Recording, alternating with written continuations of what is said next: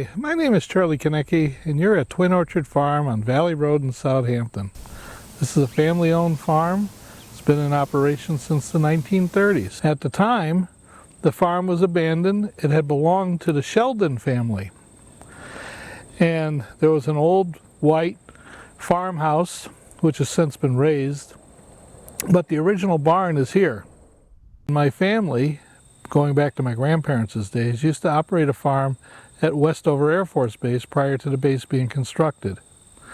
At that time, the government was looking to take land from residents and construct these facilities. My grandparents were informed at that time that their property was selected as site for the air base. This triggered a search to find a piece of property that they could do their vegetable farming, yet be close enough to the cities that they could take and bring their crops in to be sold. Once they got out of vegetables, they were pig farmers, and they were pig farmers with my father. They had about 300 pigs, and they used to operate a piggery here, and they used to have the garbage contracts for the city of Holyoke.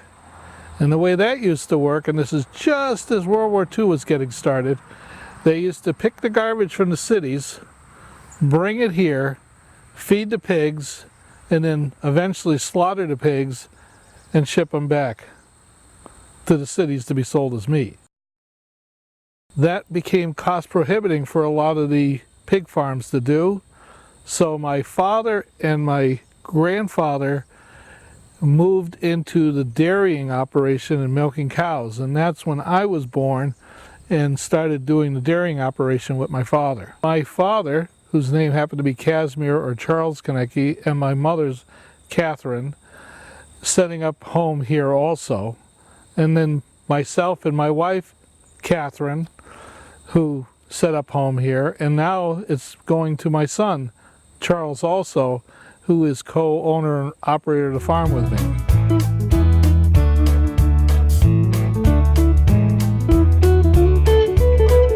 Growing up on a farm, you were subjected to the animals. We used to go to high school in East Hampton. And for the longest time, I could not understand why the people in East Hampton, the students there, always called us the farm kids and stood away from us. We used to feed the cows silage, which was fermented. So it gave off an odor. Well, we were always subjected to it, so we never paid any attention to it. And we'd go in the house, change into our school clothes, get on the bus, and be sitting next to these kids. And they kept always wanting to sit away from us, and I couldn't understand what the issue was. So that was one thing about being on the farm that was kind of interesting.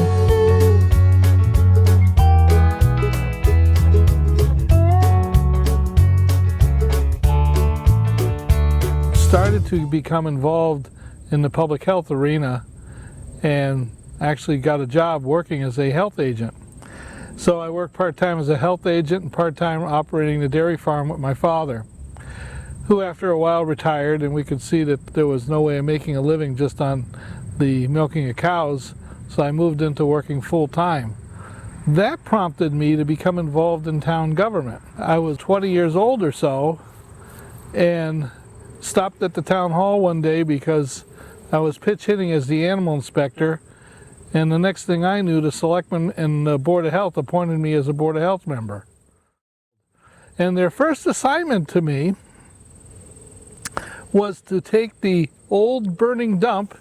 Yes, Southampton had an old burning dump on Moose Brook Road, set it afire and burn it off, and to convert it into what is now called a sanitary landfill, which prompted me to learn all kinds of state regulations, codes, to start getting involved in hydrogeological studies of the area, and started me becoming more and more knowledgeable and working with town government on appropriation of funds, putting together capital expenditure accounts, enterprise accounts for maintaining a project, and eventually evolving it into a sanitary landfill, which then evolved into being a recycling and then transfer station, as well as the capping of the old landfill to what you see today.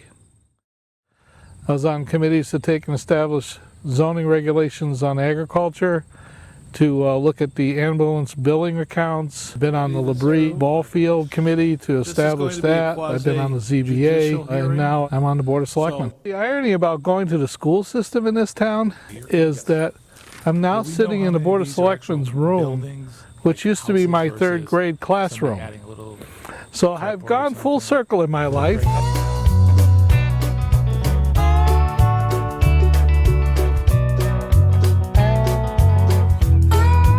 This is home. This is really home. And what we did is when we saw that we couldn't make a living in the milk industry anymore, we moved to working out, and to keep the land and the farm workable, we went into horse boarding and lessons and stuff of that nature. This way here, we can maintain the land and enjoy it and still have it available for the next generation. The boarding operation evolved. It wasn't like, oh, one day we decided we're just going to do this. We didn't have the cattle here anymore, so what we thought we'd do is keep a couple of horses and start fixing things up. We realized that this was something in demand in this valley, especially in Southampton, because people wanted the rural character. They wanted a horse, but didn't have the backyard big enough for it. So as time went on, we kept building out. We presently board about a dozen horses here. The back pasture here has got about 40 acres, and there's 5-6 horses out there, so they have plenty of room. And then they have run-ins and ponds, and we have hydrants located for water. We have about 60 to 70 acres of hay.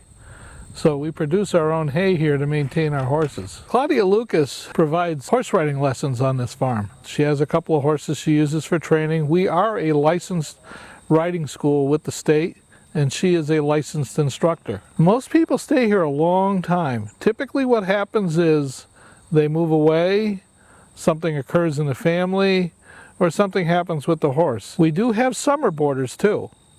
Those are people that have small areas to keep their horse, so that's where they keep them in the wintertime. And then in the spring they bring them out here because of all the pasture land we have, so their horses have open grazing and they can get their exercise and that, and it's easier to maintain them. We have horse trails and that. People use them for hiking, and then as long as they respect the land, hey, enjoy.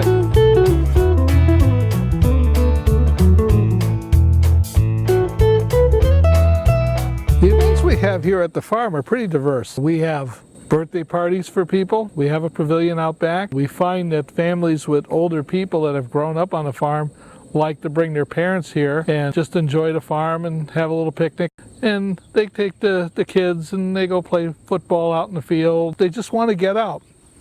One of the things that we've been discovering is when people want to go to a park and a pavilion, there are so many conditions that they have to meet, and then they have to deal with the general public. This is private, so it's for their group. And people seem to enjoy that. They can go down Valley Road here at this farm, and because the farm owns both sides of the street, there hasn't been any massive building, so it gives you this rolling hill flavor of being in Vermont. What we do for a garden is really for us. We have fruit trees here, and we have way more fruit than we use, but we do not harvest and sell it. We've entertained the idea of doing it, but it still comes down to manpower, and we don't have that manpower.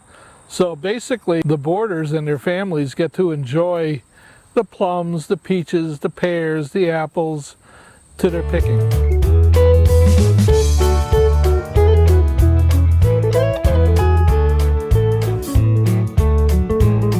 We'll probably be boarding horses, raising hay. This went from a vegetable farm to a piggery to a dairy farm to a horse farm. So 10 years out, who knows? It's probably going to evolve again. The land's the trigger, and as long as we can keep the land clean and productive, there's always potential for other things. And as agriculture changes, it could very well be that it goes full circle after 100 years and become a vegetable farm again.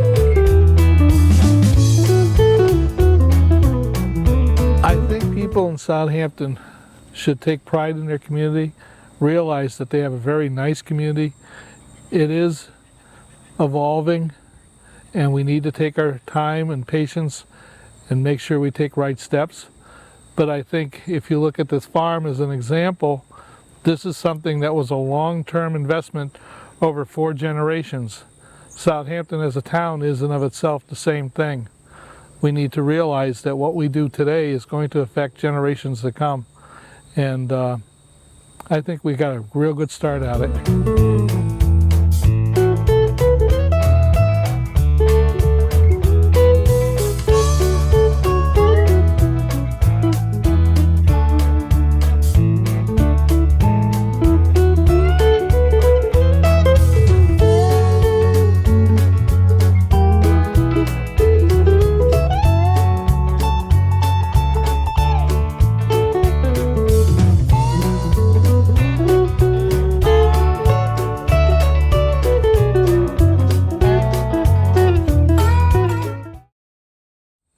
Hay is for horses, better for cows. Pigs don't eat it because they're they're not not allowed. allowed.